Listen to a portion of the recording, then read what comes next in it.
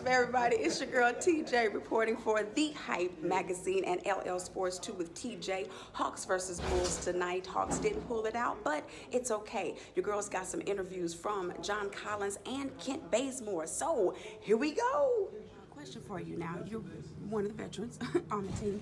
Have you noticed any benefits from some of the changes that the NBA made as far as like less back to backs and the elimination of the four and fives? Oh yeah, well yeah, obviously, a little bit more rest, but it seems like you're playing every other day now, and then we're traveling. So I mean, it's kind of almost the same, but just the wear and tear of playing back to back, and like you said, 4 and 5, like those games take a lot out of you, and I think Adam Silver's done a good job of changing the schedule so he can protect the people that the players that the people really want to see, like the top tier guys in the league, because those guys are fighting for playoff position and trying to play in all-star games and win championships. So it's a lot on their body. So it's good that they kind of get the rest they deserve to perform at the high level that they do.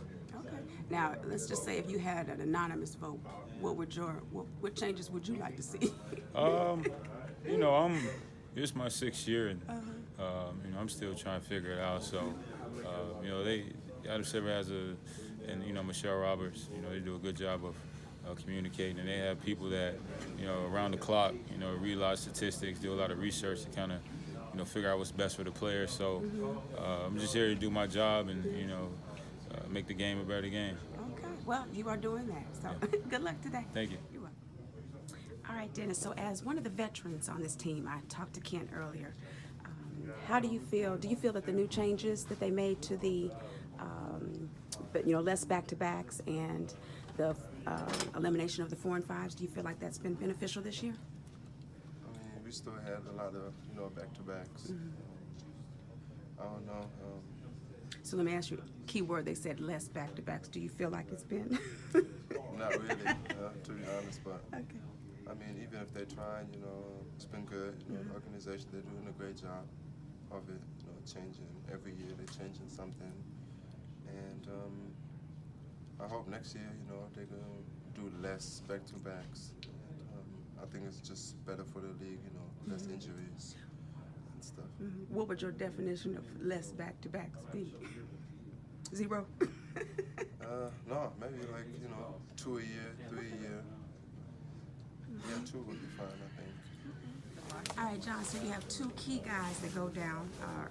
One, Bazemore goes down in the first. But talk about the grit that this team showed, especially down the stretch in the last 2 minutes. Yeah, I mean, obviously a lot of bad luck with a lot of our guards, just players in general going down. But, I think it was, kind of a motivating factor. 2 guys go down, so we just want to play hard and fight for those guys and try to get a victory for them.